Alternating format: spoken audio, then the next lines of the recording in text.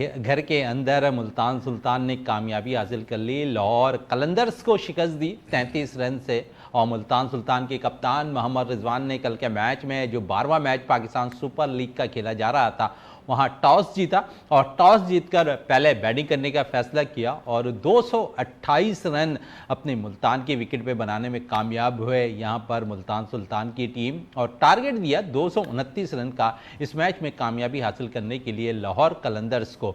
मुल्तान सुल्तान की अगर बात करें तो यासिर खान कल अपना पहला मैच खेल रहे थे और पाकिस्तान सुपर लीग के अंदर उन्होंने अपने पहले मैच के अंदर 44 बॉल पर 87 रन की इनिंग खेलने में कामयाब रहे। और यही तवक्को की जा रही थी कि इस नौजवान बैटर्स को कब मौका मिलेगा। और कल चौथे मैच में मुल्तान सुल्तान ने यासिर खान को मौका दिया और उन्होंने प्रूव किया कल के मैच में और 87 रन की बारी खेलने में कामयाब हुए।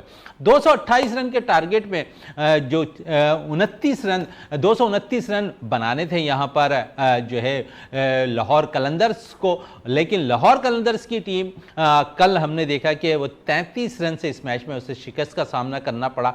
शुरुआत बड़ी अच्छी की लाहौर कलंदर्स ने और फ़खर जमान बड़ी ज़बरदस्त बैटिंग का मुजाहरा करते दिखाई दिए कल के मैच में।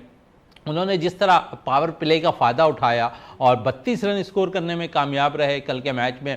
लेकिन थोड़ा सा अगर सहारा अगर हम देखें तो सिकंदर रज़ा को मिल जाता, तो जिन्होंने कल 50 रन की बारी खेली, तो शायद मैच का नक्शा एक दफ़ा फिर लाहौर कलंदर्स के हिस्से में जाता। लेकिन तारीफ़ करनी पड़ेगी यहाँ पर ब्रेसवेल की बॉलिंग को, तारीफ़ करनी पड़ेगी उबैद शाह की बॉलिंग को, जहाँ पर कल उन्होंने 3 विकेटें हासिल की, ब्रेसवेल ने 2 विकेटें हासिल की। और क्रेडिट अगर मैं कह सकता हूँ कल के मैच में थोड़ा सा नक्शा जो तब्दील किया वो उबैद शाह ने किया, जो नसीम शाह के भाई हैं।